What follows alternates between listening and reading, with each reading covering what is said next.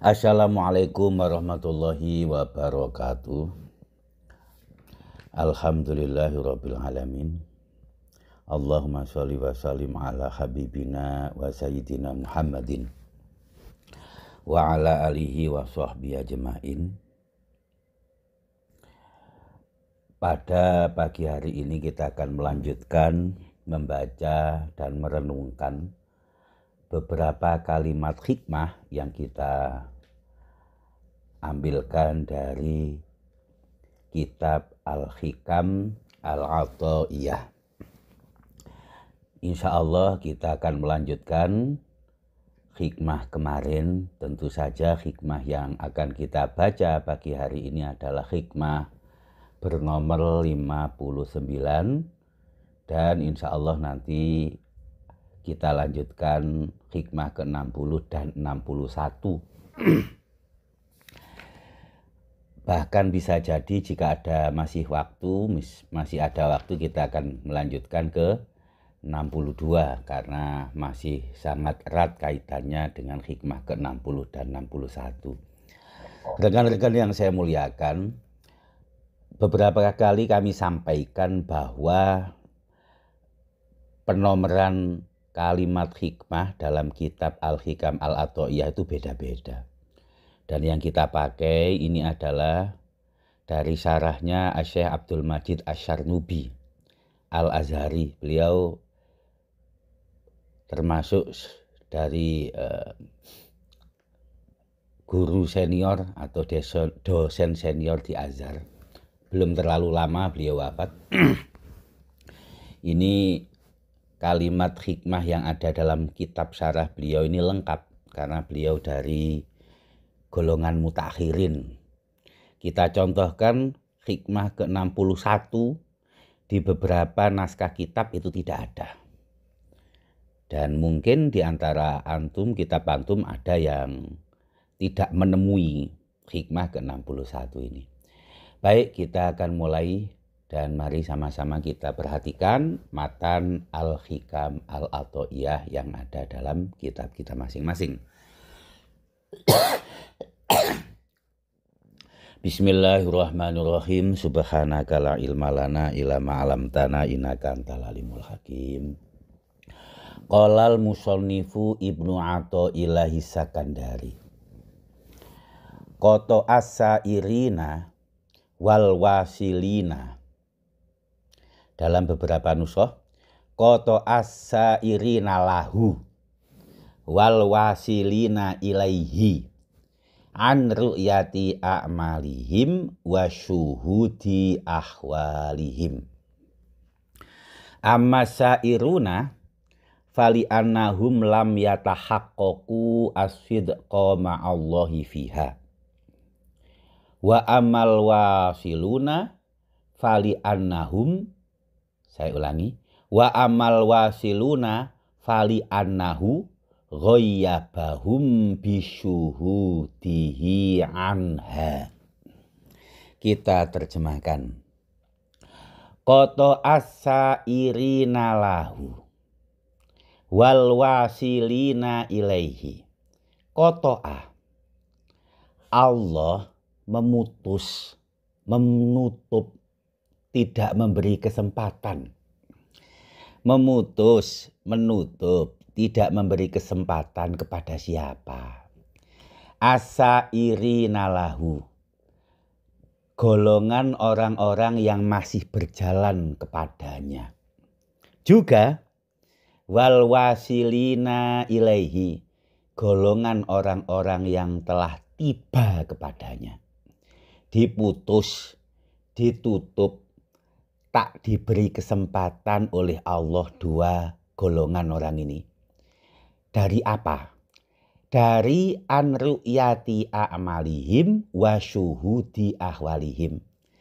Tidak diberi kesempatan melihat amal-amal mereka dan tak bisa menyaksikan keadaan batin mereka. Kenapa kok tidak diberi kesempatan melihat? Kenapa kok diputus untuk menyaksikan? Amma sairuna, fali anahum lam yatahaqqaqu sidqa ma'allahi fiha. Golongan orang yang sairun, yang masih berjalan, belum sampai, karena mereka tidak betul-betul dalam berkesungguhan kepada Allah dalam amal dan ahwal. Amal wasiluna fali annahu ghayyabahum bisyuhudi hi anha. Sementara orang yang telah tiba, yang wusul kepada Allah, dikarenakan tertutupnya mereka telah menyaksikan Allah sehingga tak lagi melihat dan menyaksikan amal dan ahwal mereka. Itu terjemah hikmah yang ke-59. Mari kita ulangi sekali lagi dan kita akan memberikan penjelasan yang bisa menghantarkan kita untuk memahami lebih baik hikmah yang ke-59. Koto asa irina wal wasilina ilaihi. Di hikmah ke-59 ini, Asy'ikh Ibnu Athaillah Sakandari menyebut dua golongan orang. Dua golongan orang yang beribadah kepada Allah. Ada golongan sairin, ada golongan wasilin. Ada sairun, orang-orang yang masih dalam perjalanan. Anggap saja mereka itu musafir, berjalan, belum tiba pada tujuan. Belum sampai pada tempat yang dituju, itu namanya sairun, sairin. Ada orang yang wasilun, wusul. Mereka telah tiba di tujuan. Mereka telah sampai pada tempat yang diinginkan. Sudah tiba, sudah sampai, itu wasilun. Berarti ada dua golongan. Orang yang sairun masih dalam perjalanan, belum sampai ke hadratillah. Orang yang wasilun sudah mencapai, wusul dan tiba fi hadratillah. Ternyata dua-duanya koto'a. Allah menutup baik sairin maupun wasilin. Oleh Allah dua-duanya tak dimungkinkan untuk menyaksikan amalnya, ru'yatu a'malihim. Tak juga bisa syuhudu ahwalihim. Tak bisa menyaksikan isi batin. Tidak merasai keadaan hati. Ru'yatu a'malihim itu ibadah lahiriahnya. Sholatnya, sujudnya, tilawatil Qur'annya, zikir dari lisannya, itu a'malihim. Ahwalihim, tumakninahnya, ikhlasnya, khusyuknya, itu ahwalihim. Khusyuknya tak dirasai. Tumakninahnya tak ia resapi. Amalnya, zikir lisannya, itu tak juga dia nikmati. Sujudnya seakan-akan lupa kalau ia sujud. Bacaan dalam sholatnya ia ucapkan, tapi tak masuk dalam pikiran dan hatinya. Nah itu. Dan itu dua-duanya terjadi pada wasilin maupun sairin. Rekan-rekan yang saya muliakan. Walillahi yasjudu man fis samawati wal ardi tau'a wa karaha. Firman Allah dalam Ar-Ra'd 15. Orang yang sujud kepada Allah, ada yang masih karha, sujudnya kepaksa. Ada yang tau'a, sujudnya dengan penuh ketaatan. Bangun untuk pergi sholat itu masih karha.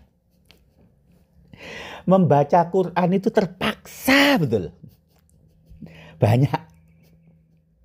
Tapi ada yang membaca Quran itu tau'ah. Ada yang sujudnya tau'ah. Jadi golongan yang sudah tau'ah itulah yang bisa jadi kita golongkan sebagai orang yang wasilin. Orang yang masih dalam keterpaksaan itulah mereka yang masih sairin. Gitu. Rekan-rekan yang saya muliakan. Orang yang wasilin yang telah sampai, orang yang sairin yang masih dalam perjalanan. Dua-duanya tidak bisa melihat amalnya, menyaksikan ahwalnya. Kenapa? Alasannya berbeda. Kalau sairin, fali annahum lam yatahaqqaqu as-sidqa ma'allahi fiha. Karena orang yang masih dalam perjalanan itu, mereka tidak betul-betul berkesungguhan bersama Allah, baik dalam amal maupun ahwal. Mudahnya begini loh. Ini mudah sekali. Tadi kita sholat subuh. Sebelum kita pertemuan ini kita sholat subuh. Mulai takbir sampai salam. Banyak di antara kita tidak merasai amal yang kita lakukan. Sujud, pikirannya kemana? Ruku kita baca tasbih tapi tak tembus ke hati.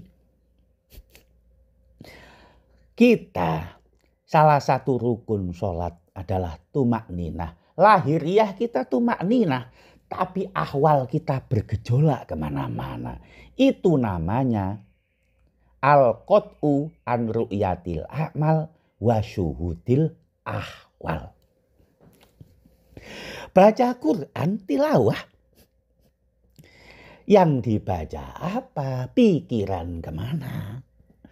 Bahkan kita sendiri sebagai orang yang masih sairin ini tidak bisa melihat amal kita. Fokus kita tidak pada bacaan tilawah kita.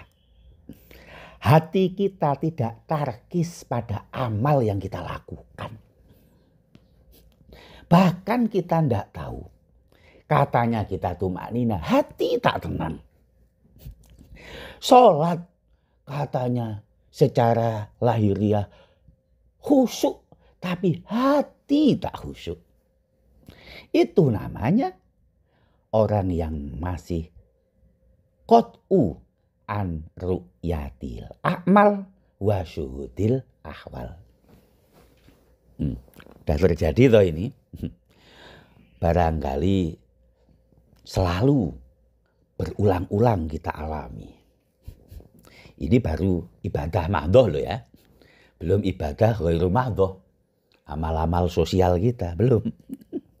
Nah, sekarang orang yang sairin wajar seperti itu.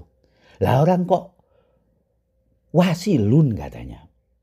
Mengalami al-qot'u an ru'yatil a'mal. Tidak bisa melihat amalnya.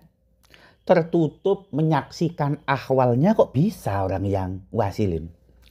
Karena orang yang wasilun, amal wasiluna, fali anahu karena ghoyabahum bisyuhudihi anha. Orang pada derajat wusul, yang dia lihat itu Allah. Yang disaksikan itu adalah dia yang dia berbuat amal untuknya. Ketika sholat yang dia saksikan Allah. Sampai-sampai amalnya tuh gak dia rasakan. Karena dia merasakan nikmat bersama Allah. Itulah fali annahu ghoyabahum bisyuhudihi anha.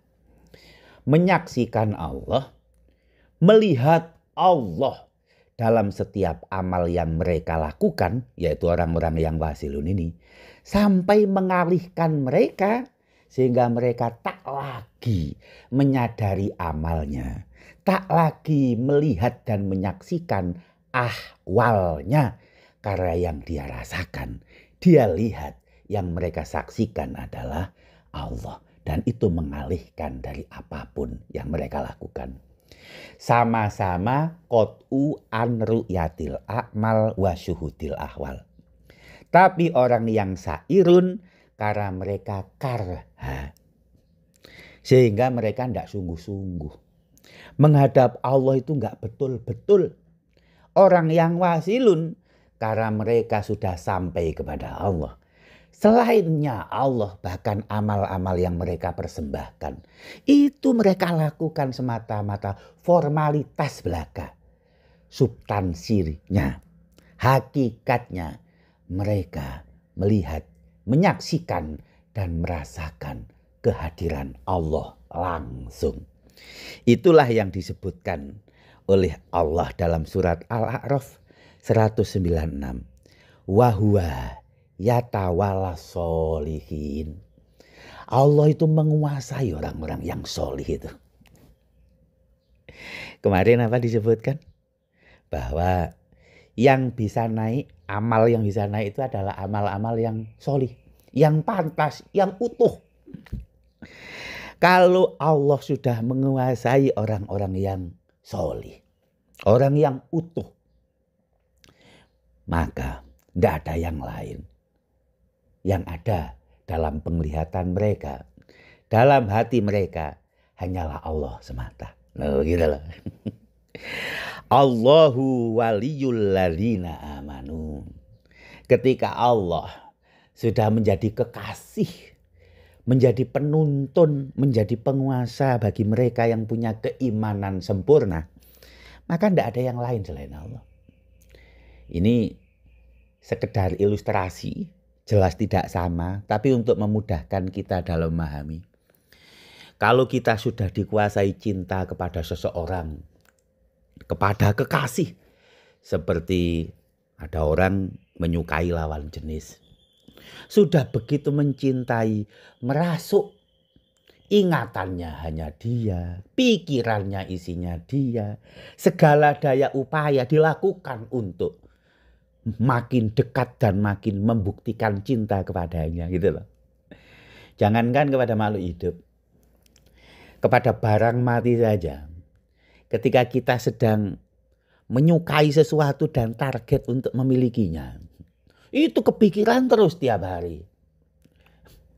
Ada kendaraan, katakanlah mobil keluaran terbaru, di YouTube yang dilihat itu, kalau ada mobil itu di depan rumah lewat, kita kepikiran, duit dikumpulkan dan ditabung untuk membeli itu. Belum cukup dipaksa-paksa untuk DP dan kredit, dan itulah. Akhirnya tiap bulan mikir itu. Mobil kegores sedikit kepikiran, mobil yang tergores hati yang sakit. Itu pada benda mati. Coba, sekali lagi ini ilustrasi yang jelas tidak sama. Tetapi untuk memudahkan kita. Coba kalau itu kita implementasikan kepada Allah. Dia yang nyata. Satu-satunya yang wujud hakiki. Apa yang terjadi?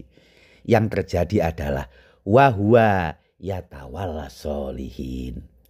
Ketika Allah sudah menguasai, menjadi kekasih, merasuk terhadap semua sendi kehidupan, bahkan sendi diri dari seorang hamba, maka hamba itu akan qot'u an ru'yati a'malihim wa syuhudi ahwalihim. Karena apa? Ghoyabahum bisyuhudihi anha.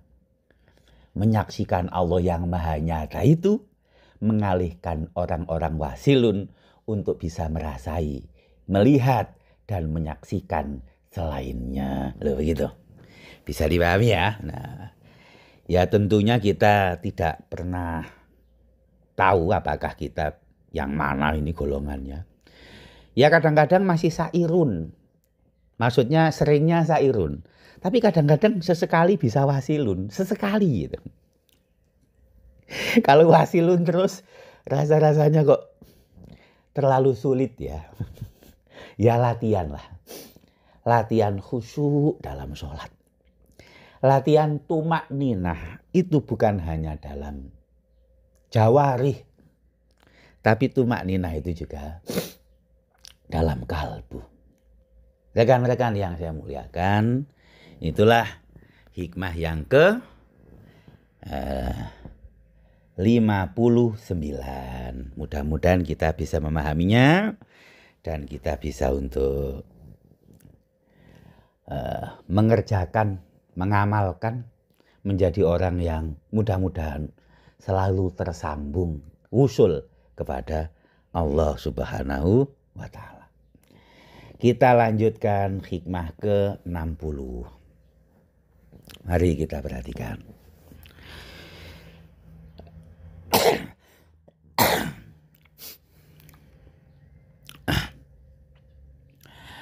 Hikmah ke-60. Ma basakot arsonu zulin illa ala bizri tomain. Ma basakot arsonu zulin. Tak akan memanjang, tak akan terjuntai-juntai cabang dari kehinaan, cabang-cabang dari kehinaan. Maksudnya cabang ini cabang pohon ya. Makanya sebagian syarah ini mengatakan ini kalau diganti pohon lebih baik atau diganti dedaunan atau apa. Ma basakot arsonu dulin. Tak akan memanjang dan berjuntai-juntai cabang-cabang pohon kehinaan, tumbuhan kehinaan, illa ala bizri tomain, kecuali pohon yang tumbuh dari biji tamak. Rekan-rekan yang saya muliakan, ini sangat pendek. Hikmah yang ke-60 ini sangat pendek. Saya ulangi, tak akan memanjang dan berjuntai-juntai cabang dan dedaunan pohon kehinaan, kecuali pohon dan tumbuhan yang besar tumbuh dari biji kehinaan. Rekan-rekan yang saya muliakan, ini adalah tentang bahaya tamak. Tentang bahaya tamak. Begitu bahayanya tamak ini, sampai kemudian Rasulullah Muhammad SAW memberikan gambaran bahwa ketamaan itu merupakan modal utama dari kehinaan. Modal utama dari kehinaan. Kalau tak mau hina, jangan tamak. Kalau ingin mulia, hilangkan tamak. Tetapi ketika tamak itu sudah menjadi awal dari semua, maka hina akan muncul seterusnya. Rekan-rekan yang saya muliakan, tamak itu setidak-tidaknya punya arti yang berharap kepada selain Allah. Itu namanya tamak. Terutama sekali berharap terhadap apa yang ada pada di luar kita. Itu namanya tamak. Ya, itu namanya tamak. Oleh karenanya, tamak itu aslu jam'il afat, menjadi pokok dan menjadi asal dari semua kehinaan dan semua mara bahaya bagi agama kita. Oleh karenanya secara jelas-jelas Ibnu Athaillah Asy-Syakandari menyebutkan bahwa ketika tamak menjadi biji, maka ia akan menumbuhkan pohon kehinaan yang cabang-cabangnya berjuntai-juntai, memanjang kemana-mana. Apa sebab? Sebab tamak. Rekan-rekan yang saya muliakan, walillahil izzatu walirasulihi walil mu'minin. Allah Subhanahu wa ta'ala berfirman, kemuliaan itu bagi mereka orang-orang mukmin, bagi Rasul Allah dan bagi Allah sendiri. Itu kemuliaan. Kalau orang itu mulia, maka itu tandanya dia mukmin. Kalau orang itu masih beriman, maka sesungguhnya dia pasti mulia. Wa antumul a'launa in kuntum mu'minin. Disebutkan di awalnya wala tahinu wala tahzanu. Kalian tak akan hina, kalian tak akan juga susah kalau beriman. Ketika iman itu sudah betul-betul ada, maka pasti hidupnya tak susah, maka pasti hidupnya tidak akan hina. Wa antumul a'launa, itu sudah prinsip, rekan-rekan. Itu sudah prinsip. Rekan-rekan yang saya muliakan, maka Rasulullah itu bersabda, ista'idzu billahi min tom'in yahdi ila tob'in.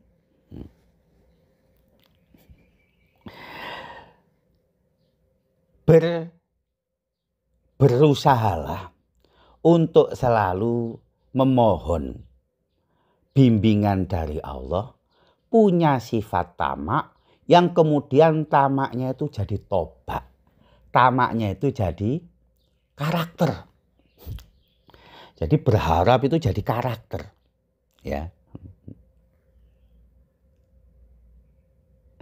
Dalam hadis lain, anta awazu min salasin mintom in haitsu lamatma mintom in yarudu ila toba wa mintom in ila ghairi matma. Hindari 3. Tamak yang kemudian memang itu tak ada kemungkinan. Tamak yang kemudian itu menjadi karakter. Tamak bahkan pada sesuatu yang itu masih ada kemungkinan saja, nggak usah tamak. Rekan-rekan yang saya muliakan, suatu hari diceritakan bahwa Ali bin Abi Thalib itu masuk ke Basrah. Beliau menginspeksi masjid-masjid. Banyak orang kosos, orang yang cerita ya. Ternyata materi tausiah, materi ceramah cerita aja itu bukan hanya sekarang, dari dulu juga gitu. Jadi Ali bin Abi Thalib itu dicek satu-satu. Orang yang banyak cerita, isi tausiahnya cerita-cerita saja itu, disuruh keluar oleh Ali bin Abi Thalib. Dilarang untuk bertausiah, dilarang untuk memberikan bimbingan agama. Akhirnya ketemu dengan Hasan Basri. Ya fata inni sa'iluka an amrin. Wahai pemuda, waktu itu Hasan Basri masih muda. Jawab pertanyaanku. Kalau kau tak bisa jawab, kamu keluar juga lah katanya. Apa pertanyaannya? Ma malakuddin. Apa yang menegakkan agama? Jawaban Hasan Basri apa? Al-wara wirai. Ma fasaduddin. Apa yang merusak agama? Atom utama. Ijlis, ya udah teruskan ceramahmu. Yang merusak agama tamak. Yang menjaga agama waro wirai. Oleh karenanya lawan daripada tamak adalah wirai. Lawan daripada tamak adalah menjaga diri. Tamak itu berharap, mengharapkan terhadap apapun yang tidak ada pada diri kita. Tapi wirai menjaga diri dari apapun yang bahkan syubhat dan makruh, bahkan khilaful aula dia jaga. Rekan-rekan yang saya muliakan. Jadi secara mudah, secara simpel, secara sederhana, tamak pasti akan menumbuhkan kehinaan. Lawan dari tamak yang mesti kita punyai adalah wirai. Tamak itu berharap terhadap apa yang tidak ada pada kita. Wirai menjaga diri dari yang makruh, yang syubhat, bahkan khilaful aula. Ini sederhananya. Sekarang lebih dalamnya bagaimana? Nah ya, rekan-rekan yang saya muliakan. Secara lebih dalam lagi, ada wirai yang amah, ada wirai yang khos. Seperti halnya ada tamak yang ada tamak yang khos, tamak batin. Kita mulai dulu dengan tamak, biar kita tahu. Karena ini ngajinya sudah hikam ya di akbar, maka harus lebih dalam. Tamak itu ada dua. Ada tamak yang jali, ada tamak yang khofi.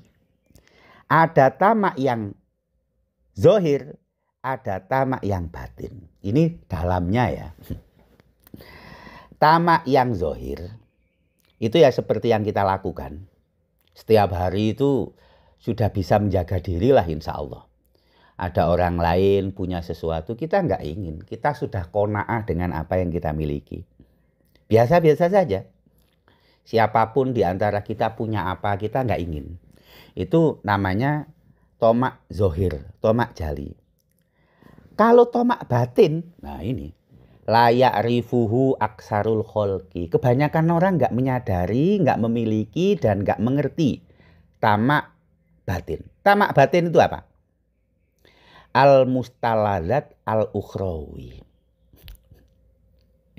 Ingin mendapatkan kelezatan-kelezatan akhirat yang masih makhluk. Beribadah, membayangkan. Iya, nggak apa-apalah. Nggak punya istri cantik di dunia, nanti di surga ya. Tunggulah ya.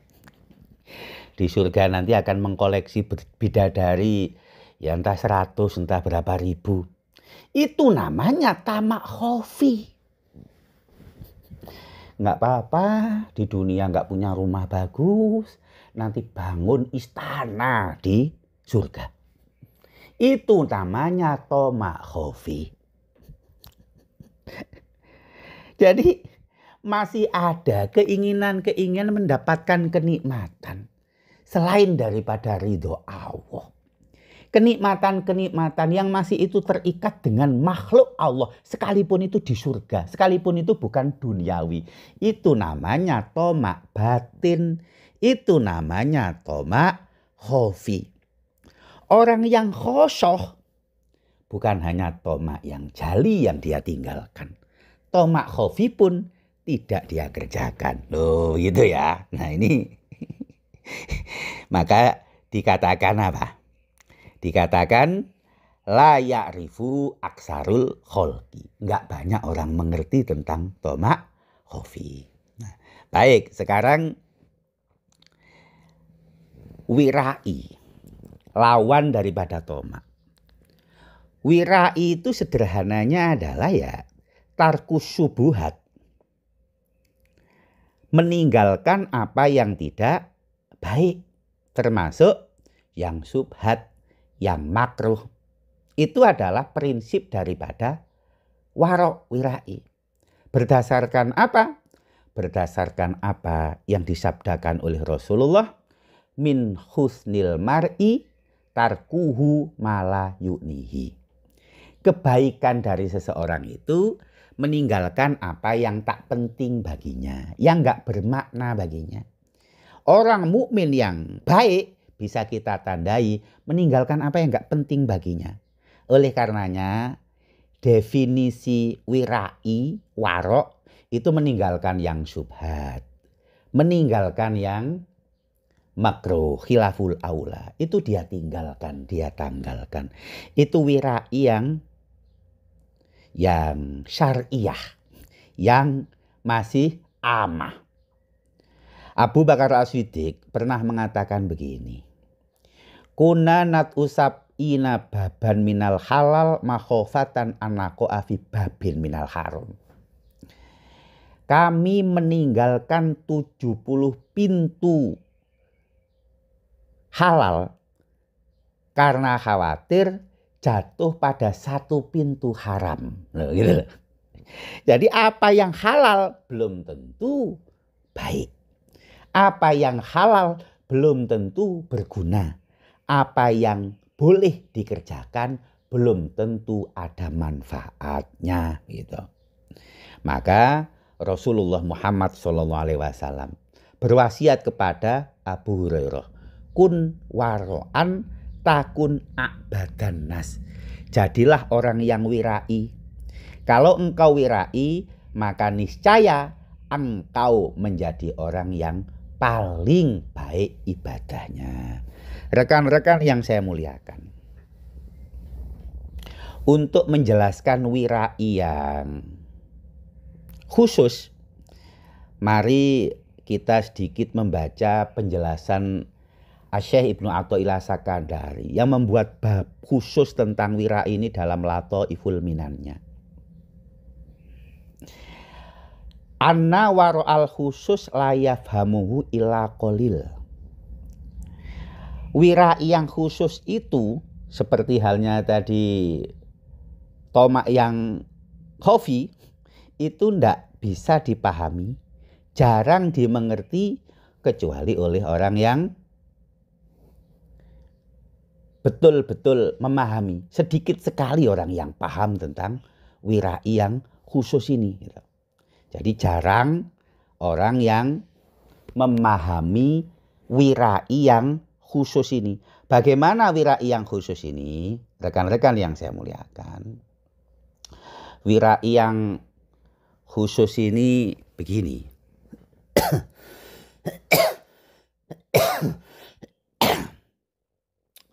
Fil ahwal.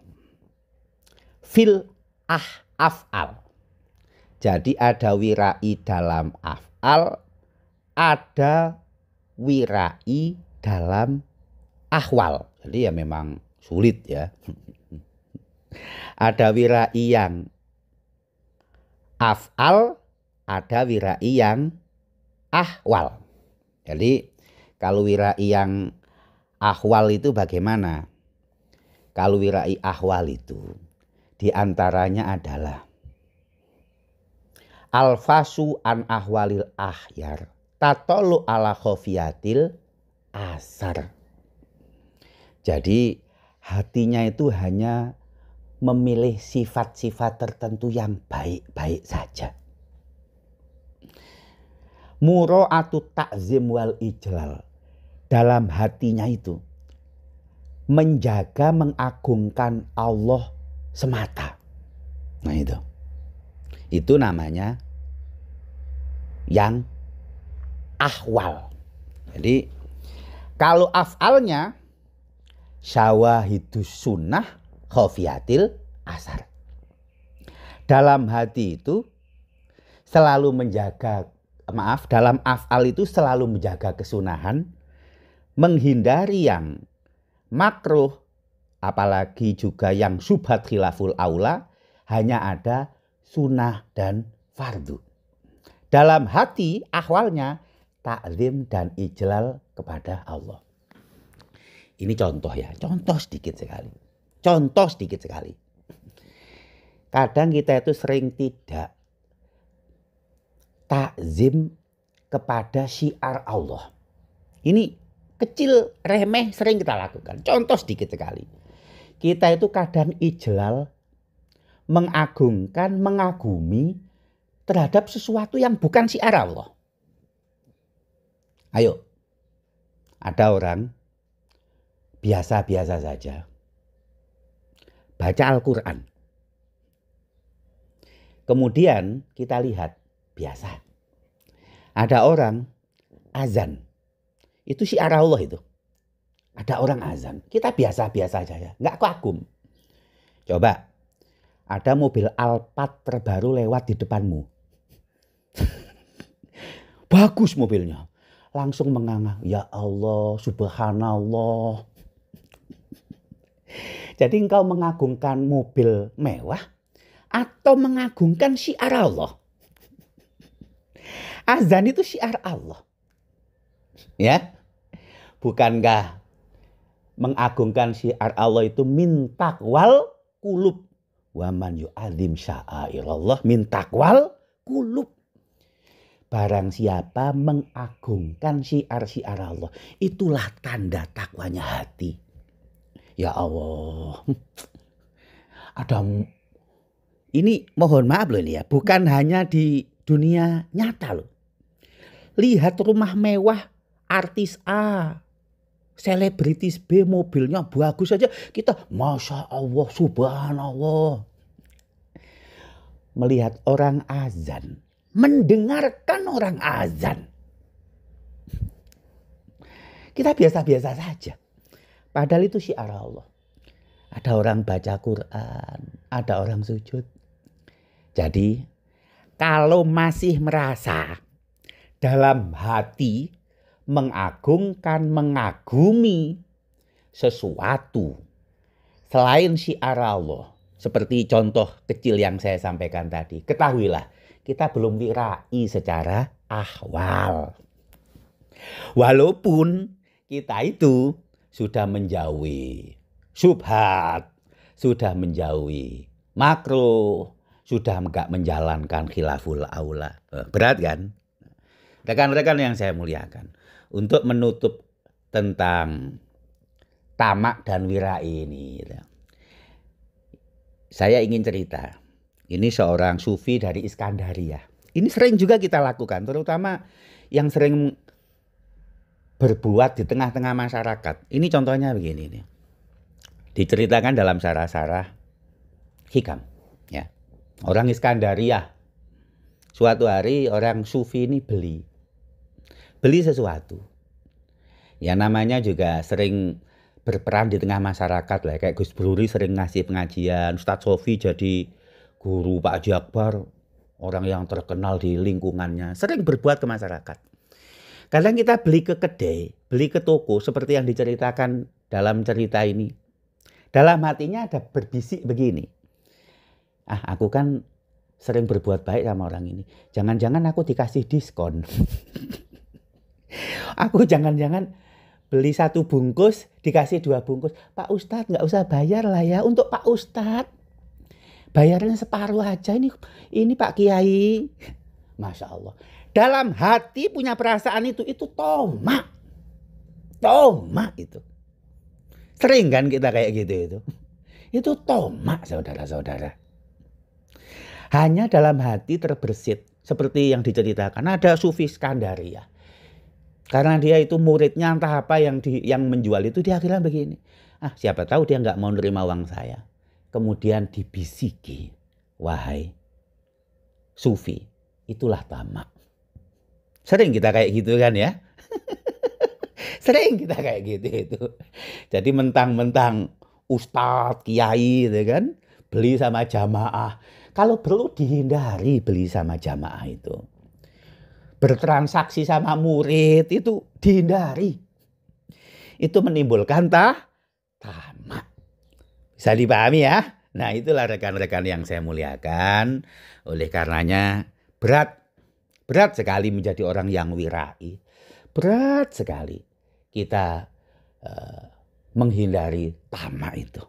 Tetapi justru itulah tamak akan menjadikan kehinaan karena berharap pada selain Allah.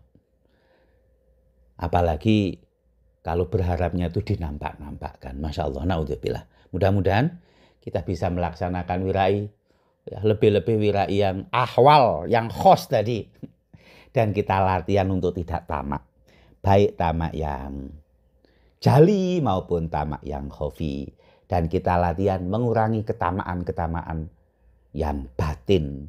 Sekalipun itu adalah kelezatan ukhrawi. Karena waktunya sudah cukup lama, untuk hikmah yang selanjutnya akan kita baca pada pertemuan di depan insya Allah. Mudah-mudahan kita dapat mengamalkan apa yang baik, dapat menghindarkan apa yang kurang baik. Alafa minkum, ihdinas siratal mustaqim. Assalamualaikum warahmatullahi wabarakatuh.